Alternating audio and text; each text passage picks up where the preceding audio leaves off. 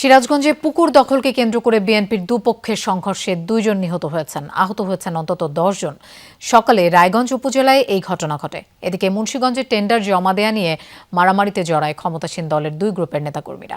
সাতক্ষীরায় শ্যামনগর উপজেলা প্রেস ক্লাবের সভাপতিকে পিটিয়েছে যুবদল নেতাকর্মীরা। সিরাজগঞ্জের রায়গঞ্জের গোয়ালপাড়ায় 5 বিঘা আয়তনের সরকারি পুকুরের দখল নিয়ে দুপক্ষের বিরোধ চলছে বছর দেড়েক ধরে। এরই জের ধরে রক্তক্ষয়ী সংঘর্ষে জড়ায় বিএনপির দুপক্ষের নেতাকর্মীরা। পুলিশ ও স্থানীয়রা জানায়, আওয়ামী লীগ সরকারের আমলে পুকুরটি 3 বছরের জন্য লিজ নেয় দলটির স্থানীয় নেতা আসমত আলী। রাজনৈতিক পট পরিবর্তনের পর বিএনপিতে যোগ দেন তিনি। বছর দেড়েক ধরেই পুকুরটি দখল নেওয়ার চেষ্টা করছেন 2 নম্বর ওয়ার্ড বিএনপির সাধারণ সম্পাদক আবু বক্কর সিদ্দিক। সোমবার সকালে তার লোকজন পুকুরটিতে মাছ ধরতে গেলে উত্তেজনা ছড়ায়। এক পর্যায়ে দেশীয় অস্ত্র নিয়ে সংঘর্ষে জড়ায় দুপক্ষ। এতে নিহত হন ইসমাইল ও আব্দুস সালাম নামে 2 জন।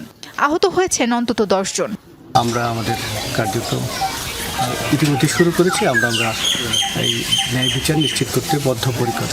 মুন্সিগঞ্জে টেন্ডার জমা নিয়ে সদর উপজেলা পরিষদ কমপ্লেক্সে মারামারিতে জড়ায় বিএনপির দুপক্ষ। প্রত্যক্ষদর্শীরা জানায়, ধলাগাঁও বাজারের ইজারার জন্য জেলা ছাত্রদলের সাবেক যুগ্ম সাধারণ সম্পাদক সালাউদ্দিন টুটুলের পক্ষের লোকজন দরপত্র জমা দিতে যায়। এ সময় তাদের বাধা দেয় স্থানীয়ভাবে বিএনপি নেতা হিসেবে পরিচিত রোমান দেওয়ানের এক অনুসারী। এ নিয়ে বাকবিতণ্ডার এক পর্যায়ে মারামারিতে জড়ায় 2 গ্রুপ। শেষ সময়ের পূর্বে আমরা দেখলাম যে এখানে যারা জমা দিতে এসেছিলেন তাদের ভিতরে একটু হট্টগোল হয়েছিল। তো আমি সাথে সাথে আইন শৃঙ্খলা রক্ষাকারী বাহিনীর সদস্য যারা ছিলেন তাদের উপস্থিতিতে পুরো বিষয়টি সম্পূর্ণ নিয়ন্ত্রণে আছে। এদিকে সাতক্ষীরার শ্যামনগর উপজেলা প্রেস ক্লাবের সভাপতি সামিউল মনিরকে মারধর করা হয়েছে।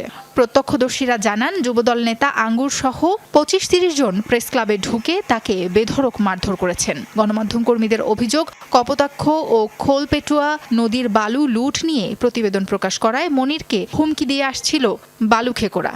প্রায় লোকজনকে বিভিন্ন সময় মারধর করে, চাঁদা চায়, বিভিন্নভাবে হুমকি দেয়, করে। আর এই সমস্ত বিষয় নিয়ে বাজারের লোকজন অতিষ্ঠ, সবাই শ্যামনগরবাসী মানে অতিষ্ঠ হয়ে পড়েছে। যারা প্রেস ক্লাবে আজকে এভাবে হামলা করলো, প্রেস ক্লাবে লুটপাট চালালো, আমি প্রেস ক্লাবে নির্বাচিত সভাপতি, আমাকেও টেনে হিসেবে বাইরে নিয়ে করলো, তা এই ধরনের একটা নাক্কারজনক ঘটনায় যারা জড়িত তাদের বিরুদ্ধে আইনগত ব্যবস্থা গ্রহণের সহযোগিতার পাশাপাশি যেন সাংগঠনিক ব্যবস্থা গ্রহণ করে, আমি এটা দেখতে চাই।